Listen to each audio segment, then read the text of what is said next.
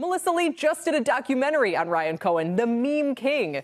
She's here. I was going to say the meme queen now is here, along with our own Steve Kovac. And it's really great to have you both to kind of explain the significance of this move. And why, Melissa, do you think they went in this direction? It's almost not surprising because they've had 5 CEOs in the past 5 years. They've had 3 CFOs in the past 5 years.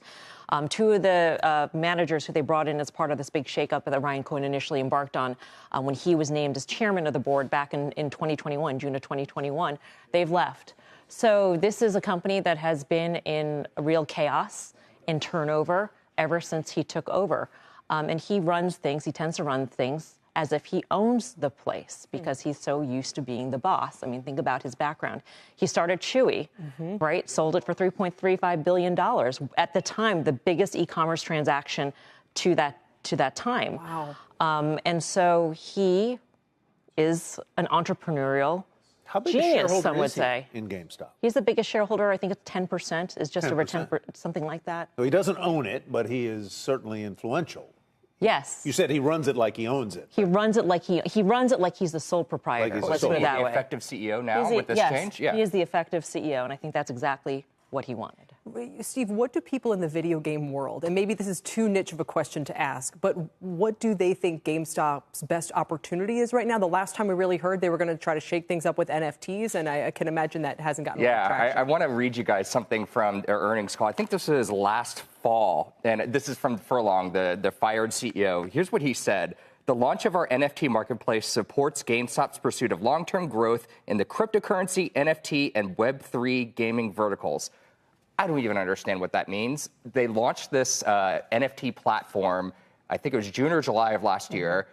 It has not taken off. In fact, yesterday in their 10Q filing, they said it was non-material. They don't even generate enough sales to report the revenue on this. This was supposed to save the company. This was supposed to turn the company around. And basically what happened was if you go to the website of their NFT, it's like just junk. There's no real IP there. But wasn't that itself a Ryan Cohen idea? I mean, wasn't he the one, maybe I'm wrong, but who was supposed to come in with these kind of like nouveau ways to do business? Back then, when you mentioned NFT as part of a business, you gained whatever percentage in your stock. So that was like the hot thing. But if you take a look at what has actually changed for GameStop since Ryan Cohen took over, not that much. Yes, they have more cash on the balance sheet. They had reported a profitable quarter, but they have revenue declines.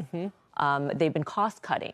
Almost every single line of their business has been in decline on a revenue basis, except for hardware this quarter. And the only reason why it's up, a lot of analysts say, is because there were supply chain issues with some of the consoles last year. Their losses narrowed, right, in the most recent quarter, but that was probably because they cost cut. Cost cutting. Not because they were literally making more money. Labor costs came down. Those things. But that only gets you so much, right? And then what happens? It's still mostly a bricks and mortar business. It's still mostly a hardware-focused business. Are its days as a meme stock over? That's hard to say because look at just the reaction in the shares yesterday just on just one thing. And also in the run-up to earnings yesterday, I think it was up 5 or 6% before the markets closed. So it trades like that just before earnings. So there is a meminess still to it. I don't know if you agree, but yeah, it's still on that. And look, back to the gaming point, though, I know we've been talking about this since the meme craze started, but the video game industry is changing. It is no longer hardware driven. It's moving more and more towards subscription and streaming and downloads, and you don't go to a physical retailer for that. Right. So the NFT bit was supposed to help them kind of offset that and a more focus on collectibles and Funko Pops and things like that. But again, it's not working. So it's Blockbuster in the era of Netflix. Yeah, and I think that what Ryan Cohen, with Chewy, you couldn't download bags of dog food. There's certain things that you could not disintermediate in terms of how you get that product to the consumer. Yeah. And here, there's a fundamental change in this industry where you don't have to have that cartridge or whatever, I don't know what you call it these days. Yeah. A cartridge, a disc or whatnot. You don't need that piece of plastic. Is the meme king going to lose his crown, or is it gone already? I mean, I can't help but wonder when I look at Bed Bath, when I look at GameStop, which is now kind of sputtering, and his involvement has made things worse and not better. And you just wonder, are his fans or his followers going to ultimately feel very betrayed? You will find plenty of people who still call him Papa Cohen. on Reddit. They're definitely the big fans still of Ryan Cohen, but I think that the tide changed a little bit after he sold out of his Bed Bath & Beyond stake. That's when people started really thinking, were we just the victim of a rug pull here? Yeah, Did he just lead us into it, and then we're left holding the bag?